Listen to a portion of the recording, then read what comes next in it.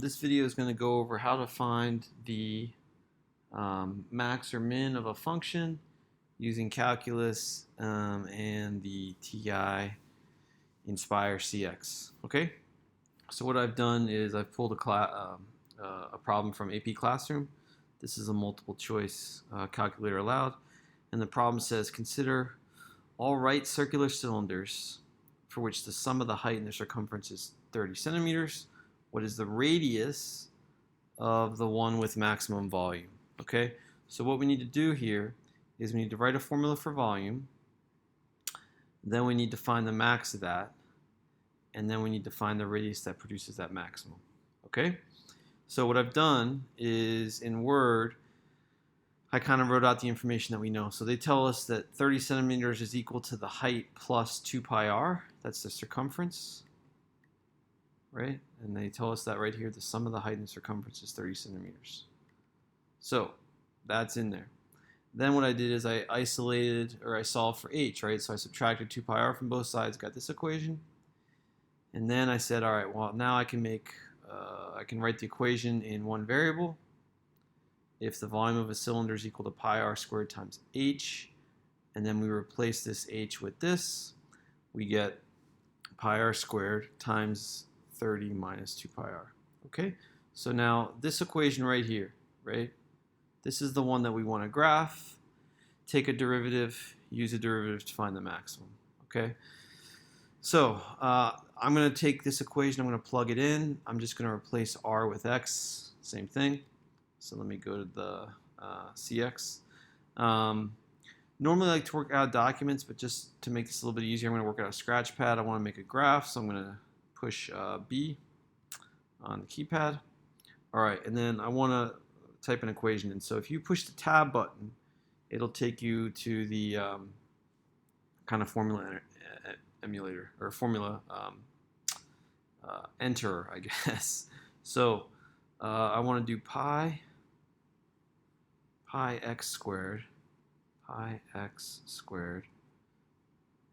try to get squared, times, in parentheses, 30 minus, and then I think it was, 2 pi r. So 2, go find the pi again,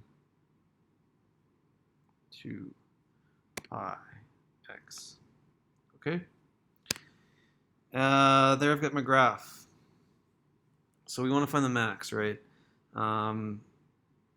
So we could, just try and find the max here and solve for x, but I want to use calculus, I want to use derivatives, and I want to show you a couple things I like about the Nspire. So one thing is that if you hover on your screen and you kind of select the number that is indicating the max y value, if you click on that slowly and then click again, it'll open up this box, and then what you can do is you can type in a new number, and when you push tab, it will auto adjust the graph, right?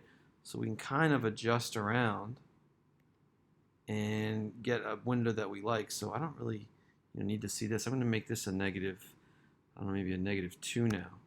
Okay, and then if I want to make this a little bit bigger, I could go up to 20, tab over. Okay, so one way we could do this without calculus is to try and keep increasing this value until we see the max. All right, but I want to do it using calc. So what I'm going to do now is I'm going to take the derivative of this function, right?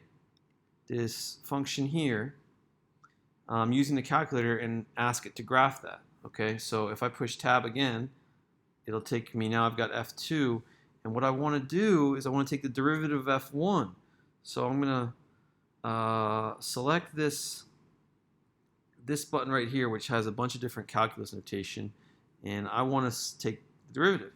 Okay, so I'm going to select that. I want to take ddx. Now here's the thing, I can type in f1 parentheses x, and this is really, really cool. Now if I hit enter, it's going to graph the derivative of this function. Okay? So maybe what I want to do is make this a little bit smaller. So let's make that, I don't know, let's try 5. Let's try 5.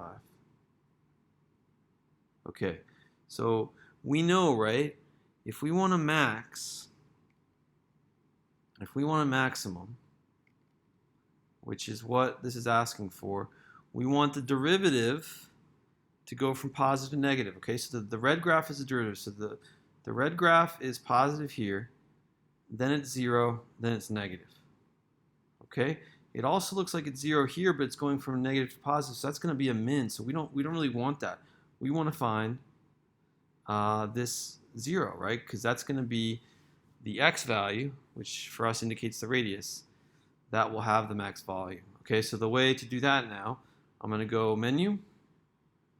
I want to analyze the graph, and now I want to find a 0, so I'm going to select option 1. So menu 6, 1. Okay, it's asking, right, for which graph we want to use. So I'm going to put my cursor on graph F2, click. Now it says lower bound. Okay, so I'm going to slide until I'm to the left of where my 0 is. Click upper bound. Okay, and there it is. So 3.18, that's the x value that produces the max volume. Okay, so if I go back to my choices, 3.18, well, if I think about, which of these is the best answer, it's E, right? 10 pi. If I go back home and I want to do a calculation, and I just do what is 10 divided by, let's do divided by, Jeff, not plus, divided by pi, right? 3.18. So that is your answer to this question, okay? So two pretty cool things is, number one, you can use your Nspire to actually graph the derivative, and then once you have that, you can kind of use your information about knowing that a max has to occur when the derivative goes from positive to negative, and that in this case is right at 3.18.